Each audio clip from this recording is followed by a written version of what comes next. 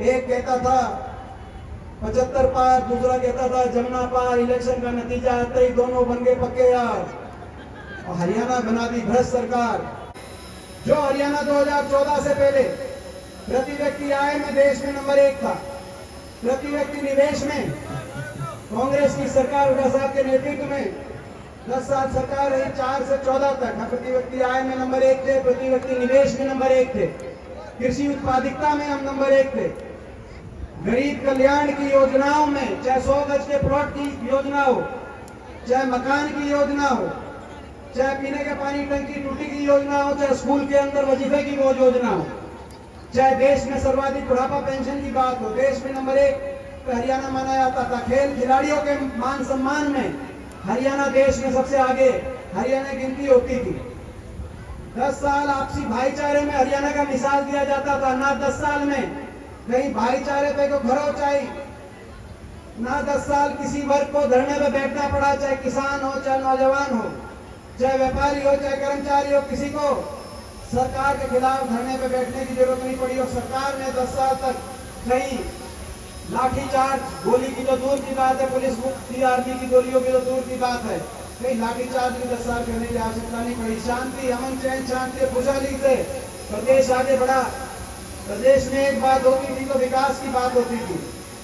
कहाँ पे मेट्रो आई, कहाँ पे रेल की लाइन निकली, कहाँ से हाईवे निकला, कहाँ तरह के कारखाने लगे, कहाँ एम्स का अस्पताल आया, इस बात की चर्चा होती थी। देश में हरियाणा का नाम था।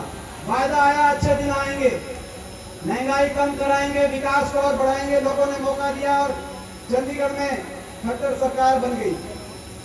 लेकिन आज 9.5 साल के बाद जो हरियाणा देश में नंबर 1 पे होता था, आज वही हरियाणा 9.5 साल की सरकार के बाद विकास में तो 17वें और 18वें पायदान पे पहुंच गया। विकास दर में जो नीति आयोग बता रही है, मगर देश में नंबर 1 पहुंच गया।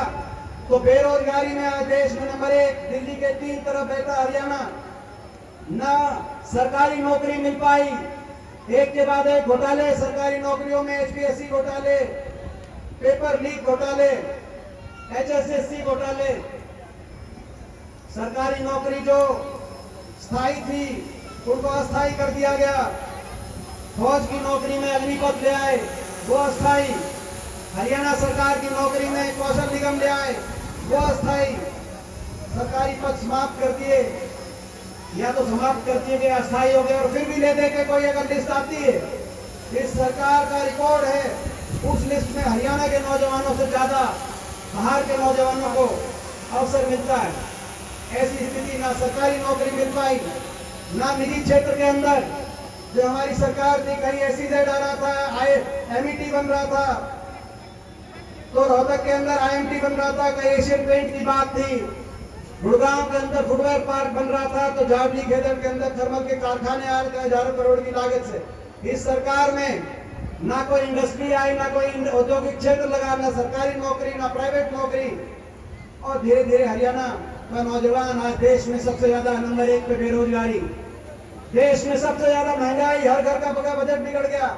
डीजल, पेट्रोल, रसोई गैस का सिलेंडर, स्कूल की फीस, बिजली का बिल, आज आम परिवार के घर से हाथ से बात निकल गई। महंगाई में, बेरोजगारी में, नशे की तरफ नौजवान, हरियाणा का नशे की तरफ धकेल दिया हरियाणा के नौजवान के भविष्य को। ऐसी सरकार आई, हमारा प्रयास था कि खेल की तरफ, रोजगार की तरफ, शिक्षा की तरफ जाए। इन्होंने अपराध की तरफ, नशे की तरफ, बेरोजगारी की गर्त में हरियाणा के नौजवान के भविष्य को धकेल दिया।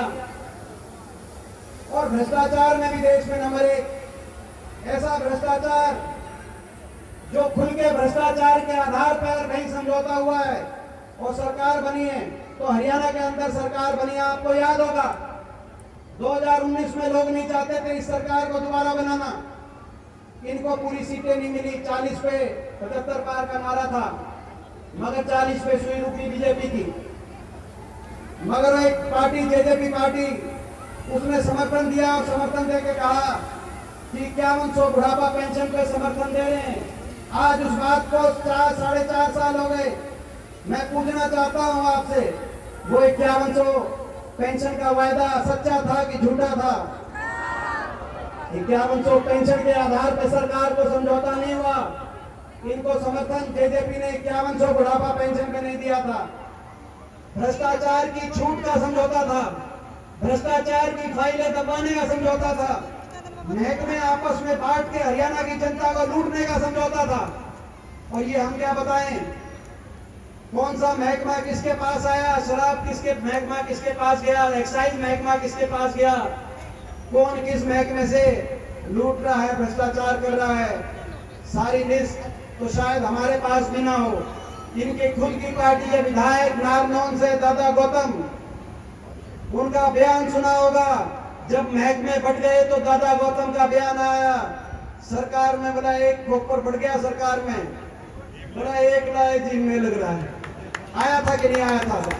यानी कि भ्रष्टाचार, खुला भ्रष्टाचार के आधार पर समझौता कह दिया। 5100 की पेंशन पर समझौता दे रहे हैं।